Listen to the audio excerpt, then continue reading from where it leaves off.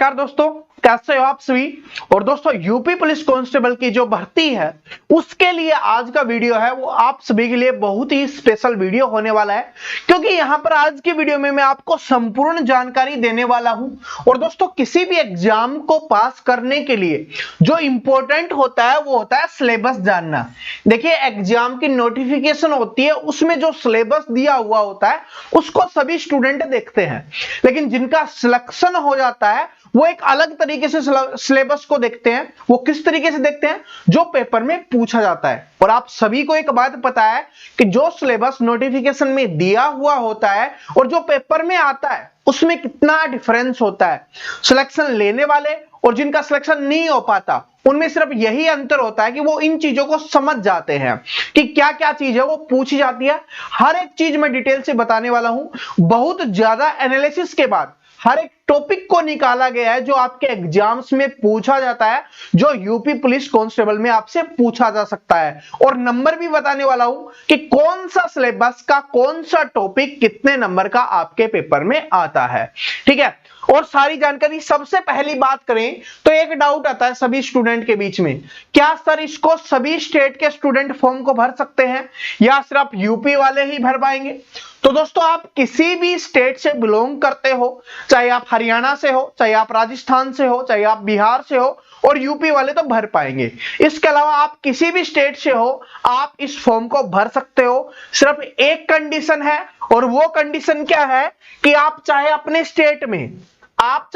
State में किसी भी कैटेगरी में आते हो, यहां पर आपको जनरल कैटेगरी में काउंट किया जाएगा। ये बात समझ में आ गई?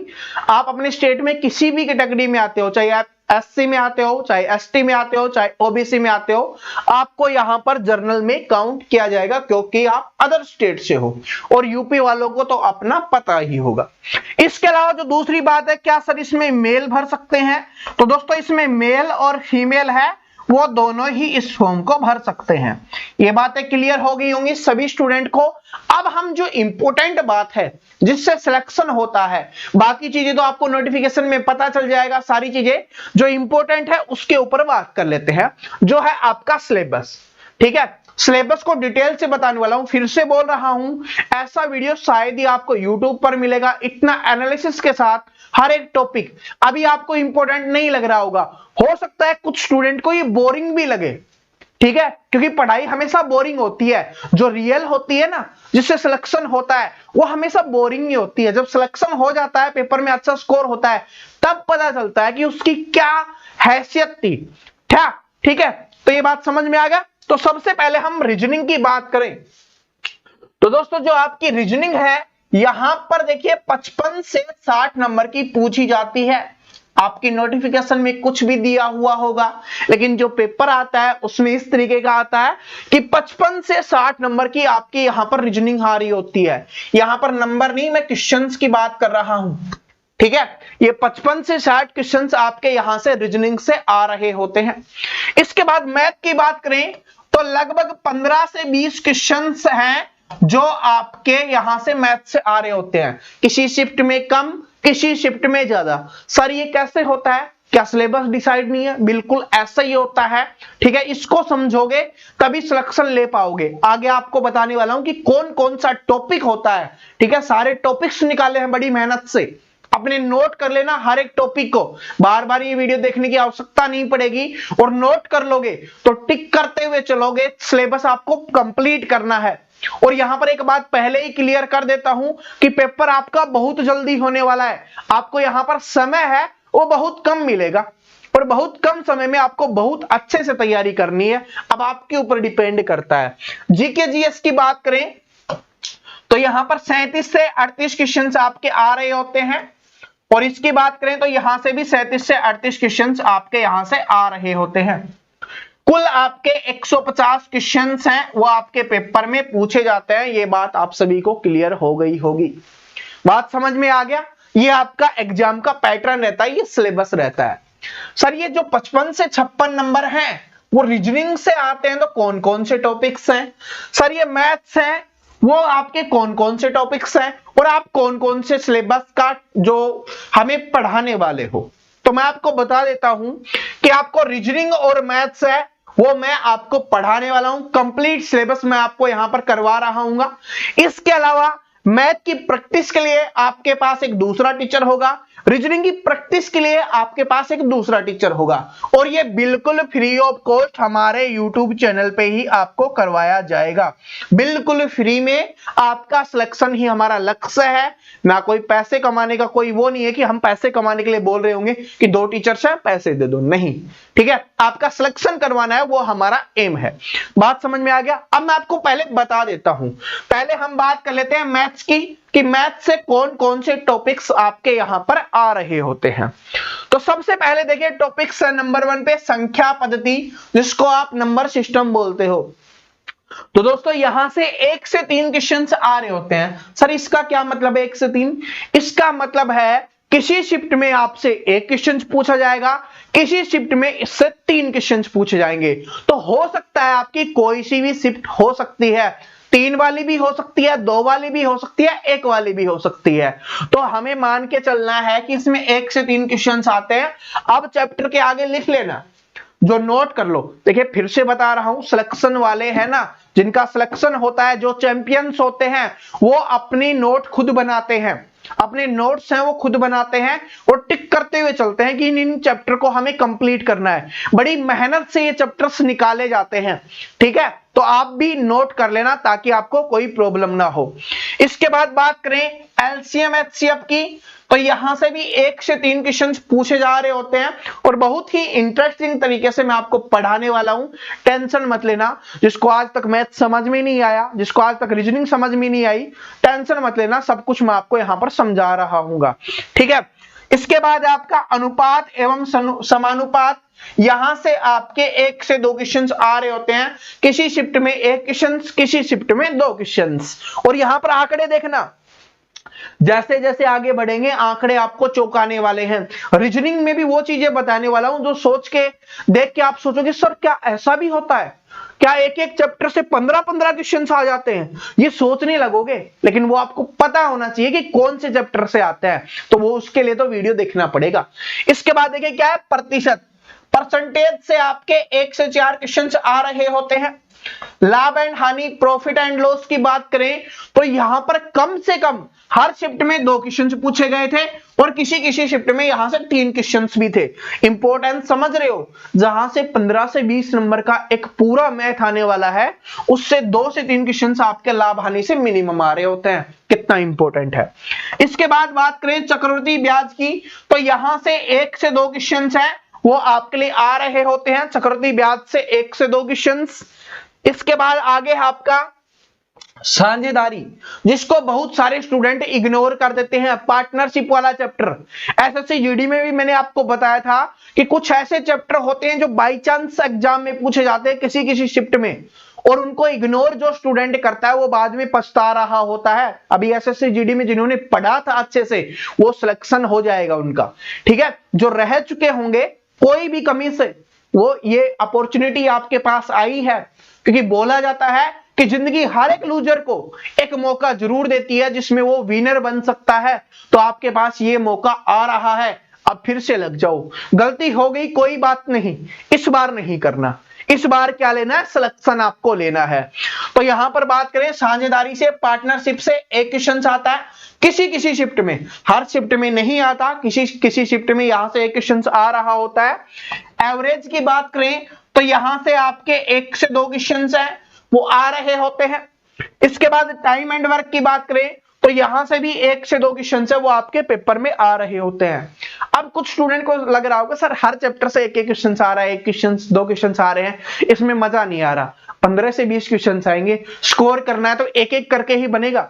और चैप्टर आप देख रहे होंगे, मैं आपको पूरा चैप्टर, हर एक छोटा चैप्टर बना के लाया हूं ताकि आपको पढ़ते समय याद रहे कि हाँ ये चैप्टर आता है, ठीक है। यहां से क्वेश्चन बन सकता है, हर एक चैप्टर आपके लिए छोटे से छोटा टुकड़ा बना के लेके आया हूं ताकि कोई भी प्रॉब्लम ना हो आपके सिलेक्शन में। आगे देखिए क्या है, समय और दूरी, टाइम एंड डिस्टेंस, यहां से भी 1 से 3 क्वेश्चन आपके पूछे जा रहे होते हैं। क्षेत्र मिति, यहां से भी 1 से 2 क्वेश्चन आ रहे होते हैं। वर्ग और वर्गमूल, अब बहुत सारे स्टूडेंट इनको छोड़ देते हैं, ये ऐसे चैप्टर जिनको छोड़ देते हैं, लेकिन दोस्तों यहां से एक क्वेश्चन पूछा जा रहा होता है, जिसको सिलेक्शन लेना होता है वो इसको छोड़ता नहीं है। स्क्वायर और स्क्वायर रूट की ये बात हो रही है, ठीक है, बात समझ में आ गया। तो वर्ग और वर्गमूल से भी एक क्वेश्चन आपका आ रहा होता है। इसके बाद बात करें हम कि यहां से 1 से 3 क्वेश्चन आ रहे होते हैं, बीजगणित, अलजेब्रा, जिसको स्टूडेंट हार्ड समझते हैं, एडवांस मैथ है, इतना हार्ड आपके पेपर में नहीं आता। और मैथ की बात करें तो मैथ भी बहुत ज्यादा आपके पेपर में हार्ड नहीं आता, लेकिन उनके लिए होता है जो मेहनत कर रहे होते हैं, जो सीखते हैं, जो सिलेबस को अच्छे से कंप्लीट करते हैं, उनको ही ये चीजें हार्ड नहीं लग रही होती। जिनको हार्ड लगता है वो तो फिर क्या करना, मेहनत करना, फिर हो जाएगा, फिर इजी बन जाएगा, टेंशन नहीं लेना ना। तो बीजगणित से एक क्वेश्चन आ रहा होता है, साधारण ब्याज से 1 से 2 क्वेश्चन आपके यहां पे आ रहे होते हैं। सरलीकरण, सिंप्लीफिकेशन की बात करें तो 1 से 2 क्वेश्चन, भिन्न और दशमलव से बात करें तो 1 से 2 क्वेश्चन। ये भी वो चैप्टर है जिन चैप्टर की मैं बात कर रहा होता हूं जिसको स्टूडेंट इग्नोर कर देते हैं। भिन्न व दशमलव की संख्याएं हैं, यहां से भी 1 से 2 क्वेश्चन आ रहे होते हैं। इसके बाद घातांक और करनी है, इससे भी एक क्वेश्चन है, वो कभी कभार पूछ लिया जाता है। इसके बाद आपका अगला चैप्टर है वो है समीकरण। समीकरण से भी आपके 1 से 2 क्वेश्चन आ रहे होते हैं। आयु संबंधी प्रश्न, देखिए ये एक ऐसा चैप्टर है जो आपके रीजनिंग का भी है और आपके क्या है, मैथ का भी है। या तो रीजनिंग में पूछा जाएगा या मैथ में पूछा जाएगा, और यहां से पूछा जरूर जाएगा। तो जिस भी शिफ्ट में पूछा गया तो ये 2 नंबर का पूछा गया या पूछा ही नहीं गया, ठीक है, या रीजनिंग वाले में आ गया ही, तो यही सिचुएशन है। तो ये वो भी चैप्टर है जिसको आपको पढ़ना है, जिसको इग्नोर नहीं करना, क्योंकि मैथ में आए या रीजनिंग में आए आता जरूर है और 2 नंबर आपके पक्के करके जाता है। इसके बाद बात करें समुच्चय, वो आपका 1 नंबर का आता है। और ज्योमेट्री, जिसको ज्योमेट्री बोलते हो, यहां से भी 1 नंबर का क्वेश्चन बन जाता है आपका कभी कभार। और घनमूल, घन और घनमूल से भी 1 क्वेश्चन आता है। ये भी दोनों के दोनों ऐसे चैप्टर हैं जिनको स्टूडेंट इग्नोर कर देते हैं। घन और घनमूल, अभी क्या बताया था, स्क्वायर, स्क्वायर रूट, वहां से भी क्वेश्चन बनता है। क्यूब, क्यूब रूट, यहां से भी आपके लिए क्वेश्चन बन रहा होता है। ये वो वाला होता है, देखिए ये वाला क्यूब रूट वाला, ठीक है, स्क्वायर रूट वाला ये होता है, स्क्वायर स्क्वायर रूट वाला, समझ गए आप। तो ये है, ये भी क्वेश्चन यहां से एक क्वेश्चन उसमें बनता है, एक यहां से बनता है। और ये ज्योमेट्री से भी आपका एक क्वेश्चन बन रहा होता है। टोटल बात करें तो टोटल किसी शिफ्ट में मैथ के 15 क्वेश्चन आए हैं, तो किसी शिफ्ट में मैथ के 22 क्वेश्चन आए हैं, किसी में 16 आए हैं, किसी में 18 आए हैं, किसी में 20 आए हैं। तो बात करें कम से कम, ये देखिए सिलेबस, ये होता है सिलेबस, किताबों में जो लिखा हुआ होता है या नोटिफिकेशन में लिखा हुआ होता है वो तो सभी पढ़ रहे होते हैं, वो तो सभी को पता होता है कि मैथ कितने नंबर का, रीजनिंग कितने नंबर की, लेकिन वो रियलिटी नहीं है, वो रियलिटी से काफी परे है। अब बात करें कम से कम 15 क्वेश्चन आएंगे, आपको पता चल गया, और मैक्सिमम 22 क्वेश्चन आ रहे होते हैं। ये पूरा एनालिसिस के बाद आपके सामने लेके आया हूं।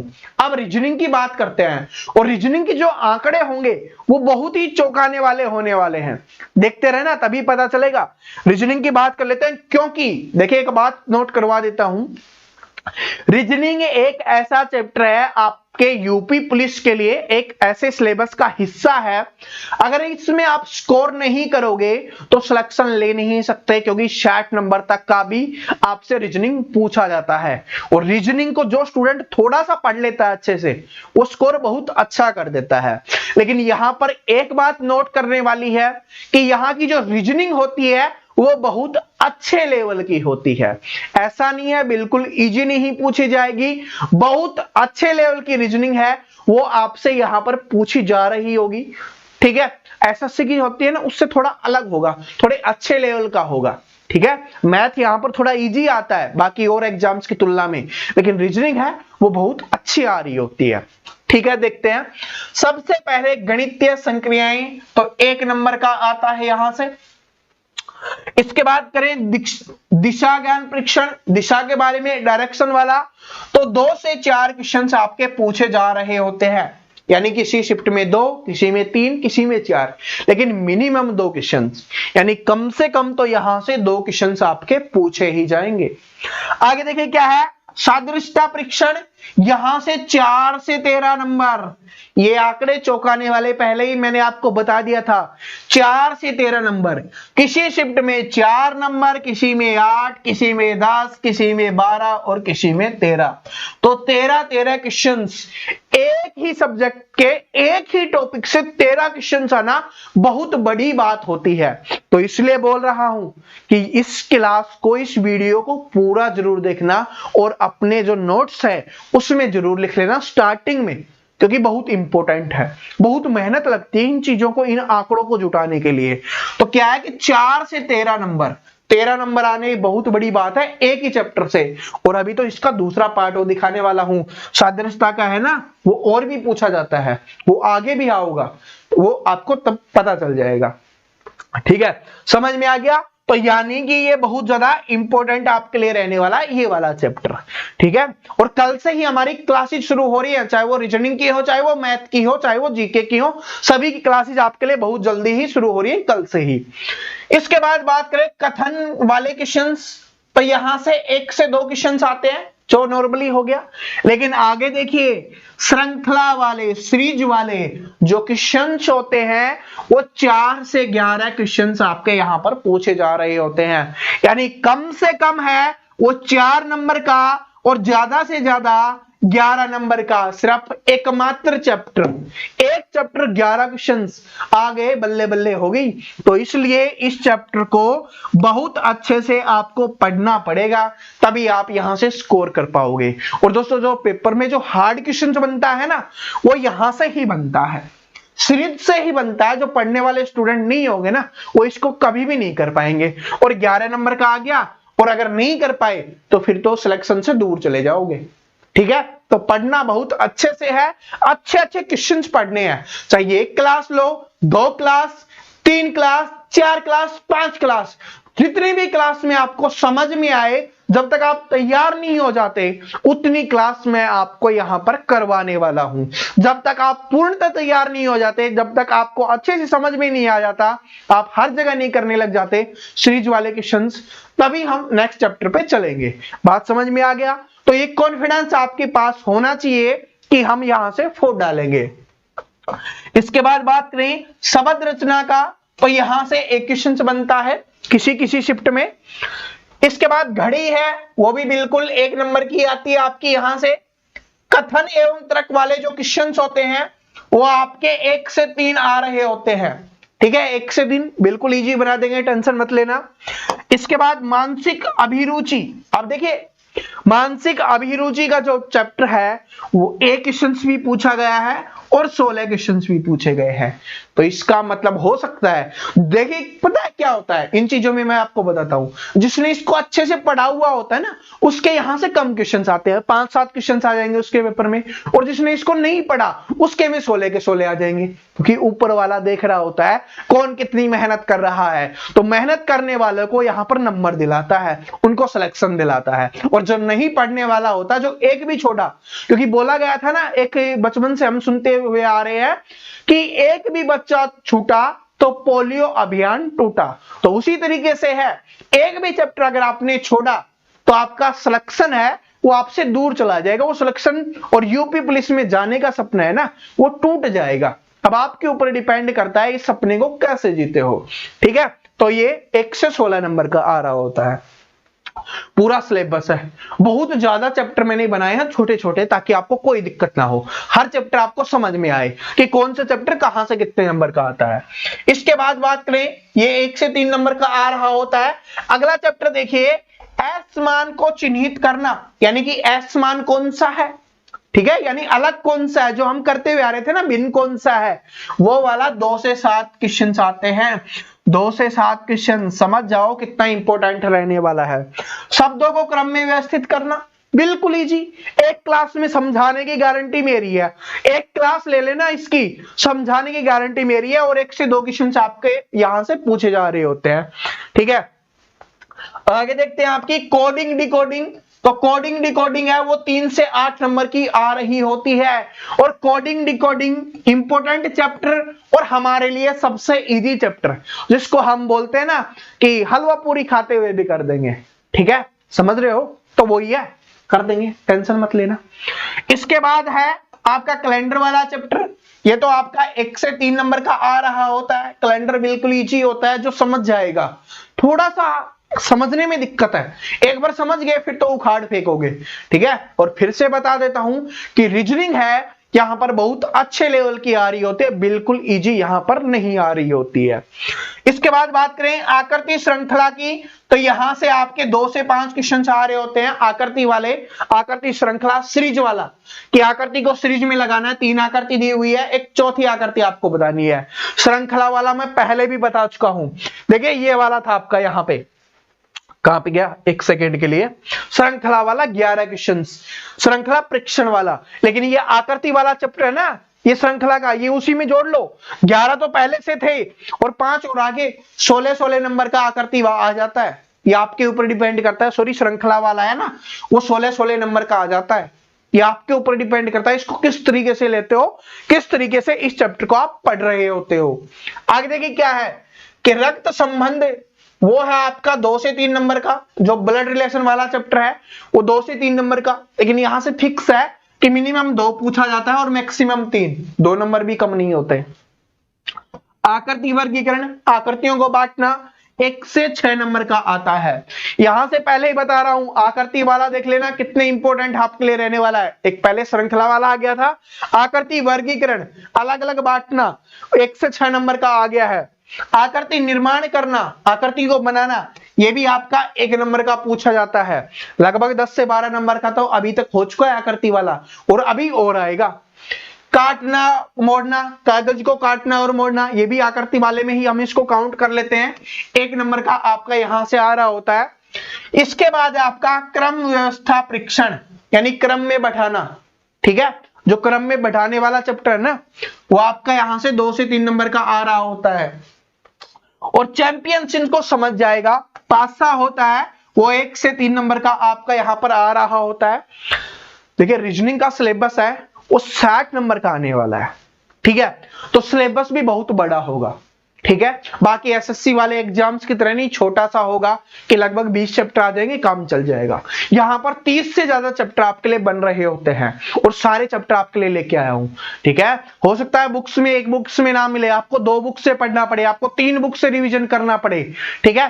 टेंशन मत लेना, सारी चीजें मैं आपके लिए अवेलेबल करवा दूंगा। सारे के सारे चैप्टर है वो आपके लिए अवेलेबल हो जाएंगे, बस आप अभी देखते रहना, ठीक है। और इनको नोट करते जाना, चाहे कितनी भी कोशिश करे, कितनी भी मेहनत मुझे करनी पड़े, मैं आपको यहां पर अवेलेबल करवा रहा हूँ। समान आकृति वाला 1 नंबर, आकृति वाले में इसको भी ऐड कर लेना। अंग्रेजी वर्णमाला का परीक्षण 1 से 2 नंबर का, जो वर्णमाला वाला होता है। घन और घनाभ वाला, ये भी है 1 से 2, घन घनाभ इसमें भी आता है, और जो वो वर्गमूल, ठीक है, घन घनमूल मैथ में आता है। आकृतियों का समूहकरण, आकृतियों को जोड़ना, समूह में इकट्ठा करना, 1 नंबर का यहां से आ रहा होता है आकृति से ही। पहेली परीक्षण है वो 1 नंबर का, किसी किसी शिफ्ट में आपसे पूछा जाएगा। कथन और निष्कर्ष वाले 1 से 2 आते हैं, ठीक है। कथन और निष्कर्ष वाले 1 से 2 आते हैं। हर पेपर का लेवल अलग होता है, हर पेपर की टाइप अलग होती है, तो उसी टाइप से आपको यहां पर तैयारी करवाई जाएगी। आगे देखिए क्या है, वेन आरेख, वेन डायग्राम वाला है आपका 1 से 3 नंबर का। वादा है मेरा, एक क्लास देखना, दूसरी क्लास में आप खुद करोगे, सारे के सारे जवाब आप खुद देने वाले हो, ये मेरा वादा है। लेकिन एक क्लास तो देखना बनता है, उसको तो आपको ही देखना पड़ेगा, तभी ही आप उसको कर पाओगे, ठीक है। आगे देखने कि सन्निहित आकृतियां 1 नंबर का, किसी किसी शिफ्ट में पूछा जाता है।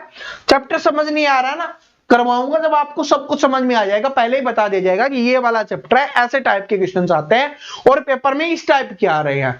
कल आपको सबसे पहले मैं प्रीवियस ईयर पेपर ही करवा रहा, रीजनिंग का प्रीवियस ईयर पेपर, मैथ का प्रीवियस ईयर पेपर, ताकि आपको पता चल जाए कि किस टाइप के क्वेश्चंस है वो आपके पेपर में आ रहे होते हैं। आगे देखिए क्या है, आकृति पूर्ति, आकृति वालों से देख लो, एक और आ गया आपका, यहां से 2 क्वेश्चन आ रहे होते हैं। तो आकृति है लगभग 20 नंबर की, आप मान के चल सकते हो कि कम से कम 20 नंबर की आपकी आकृति आ रही होती है। बस कुछ चैप्टर और बचे हुए हैं, 5-6 हैं, उनको और देख लो एक बार। निर्णायक क्षमता वाला 3 आ रहा होता है। आकृतियों को गिनना कि काउंट करना होता है ना किसमें कितनी आकृति हैं। एक क्वेश्चंस दर्पण और जल प्रतिबिंब, 1 से 3 क्वेश्चंस एक क्लास में खत्म चैप्टर, इतने तगड़े बन जाओगे कि आप खुद आंसर निकालोगे। तो 1 से 3, ठीक है, 1 से 3 दर्पण और जल प्रतिबिंब का। इसके बाद बात करें कि आंकड़ों की प्राप्यता 1 नंबर का, इसके बाद ये 1 से 2 नंबर का आ रहा होता है। इसके अलावा 2 चैप्टर हो रहा है, एक तो न्याय संगत वाला, बिल्कुल उस तरीके का ही है, 3 क्वेश्चंस आ रहे होते हैं किसी किसी शिफ्ट में। देखिए जिस शिफ्ट में पूछा गया क्वेश्चंस 3 नंबर का आया, या तो उस शिफ्ट में आया ही नहीं, ये इंपॉर्टेंट है जानना कि जिस शिफ्ट में आया 3 नंबर का आया या किसी शिफ्ट में आया ही नहीं। इसके बाद बात करें आकृति सादृश्यता, मैंने आपको बताया था, पहले भी दिखाया था, और ये भी आकृति वाला है, 1 से 3 नंबर का आ रहा होता है। तो कुल बात करें यहां पे, तो कुल आपके 53 से 60 नंबर का आपका आ रहा होता है। कुल है वो 53 से 60 नंबर की यहां पर रीजनिंग आ रही होती है, यानी कम से कम 53 क्वेश्चंस आएंगे और मैक्सिमम है वो 60 आएंगे। ये और ये हर बार बदलाव होता रहता है, किसी में 55 आ गए, किसी में 58 आ गए, किसी में 56 आ गए, किसी शिफ्ट में 57 आ गए। इनका फिक्स नहीं है, ये सिलेबस फिक्स नहीं है, आपको इसी हिसाब से तैयारी करनी होगी। ठीक है, ये बातें समझ में आ गई। मैथ रीजनिंग का सिलेबस आपको नोट कर लिया होगा, और जो जीके जीएस का सिलेबस है वो आपको AK चौधरी सर कल आपके लिए एक स्पेशल वीडियो बना के उसमें आपको नोट करवा देंगे कि जो जीके जीएस है उसमें कौन सा टॉपिक कितने नंबर का आपके लिए आ रहा होता है। ठीक है, और यहां पर एक तैयारी करने वाले स्टूडेंट को एक बात बोलना चाहूंगा, इसको स्टूडेंट हल्के में लेते हैं। क्या लेते हैं? इसको हल्के में लेते हैं। सर हिंदी है, सर हिंदी है, इसको हम आसानी से कर लेंगे। तो दोस्तों यूपी पुलिस की हिंदी है, क्योंकि पता है क्यों सोचते हैं लोग, मैं आपको बताता हूं। एसएससी जीडी में उन्होंने हिंदी का पेपर देखा है जो बिल्कुल इजी आता है, जिसको बोल सकते हो बिल्कुल हलवा पेपर आता है हिंदी का एसएससी जीडी में जो आ रहा है। लेकिन ये भाई ये यूपी पुलिस है, ये यूपी है, उत्तर प्रदेश का एग्जाम है। यहां पर जो हिंदी है वो बहुत ही अच्छे लेवल की आती है। यहां से आपसे उपन्यास पूछा जाता है, यहां से आपसे रचनाएं पूछी जाएंगी कि कौन सी रचना को कौन सा पुरस्कार मिला, कौन से लेखक की थी, बहुत अच्छे लेवल की। तो हिंदी को यहां पर आपको जबरदस्त तरीके से आपको पढ़ना पड़ेगा, तभी यहां पर आप क्या कर पाओगे, स्कोर कर पाओगे। और जो स्टूडेंट अच्छा स्कोर करेगा वही तो सिलेक्शन ले पाएगा। ये बात समझ में आ गई। और आशा करता हूं जो मैंने ये चीजें बताई हैं, देखिए इनकी गारंटी मेरी है, रीजनिंग और मैथ्स की, ये मैं आपको बहुत अच्छे से करवा दूंगा, इतने अच्छे से करवा दूंगा कि आपको टेंशन लेने की आवश्यकता ही नहीं है, बस थोड़ा सा विश्वास दिखाना। और अगर आपको मुझ पे विश्वास है तो इस वीडियो को लाइक करना, कमेंट करके जरूर बताना कि आप कौन से स्टेट से हो, और यूपी से हो तो कौन से जिले से हो, और अपने सभी दोस्तों के साथ इसको शेयर करना। जो नीचे शेयर का बटन है ना, सभी दोस्तों के साथ शेयर कर देना, बता देना कि प्रवीण कटारिया क्लासेज पर यूपी पुलिस कांस्टेबल के लिए क्लासेज शुरू हो गई है। और अगर आप चैनल पे पहली बार आए हो, पहली बार वीडियो को देख रहे हो, तो जो नीचे लाल कलर का बटन दिख रहा है उस पर क्लिक करो, साथ में बेल आइकन को प्रेस करो, ताकि आने वाली सभी क्लासेस की अपडेट आपको मिल रही हो। कल दोस्तों आपके लिए प्रीवियस ईयर का मैथ आ रहा होगा, रीजनिंग आ रही होगी, ताकि आपको एक आइडिया लग जाए कि किस टाइप के क्वेश्चंस है वो आपके पेपर में आते हैं। तो मिलते हैं नेक्स्ट वीडियो में, तब तक हंसते रहिए, मुस्कुराते रहिए, पढ़ते रहिए। सभी को बेस्ट ऑफ लक।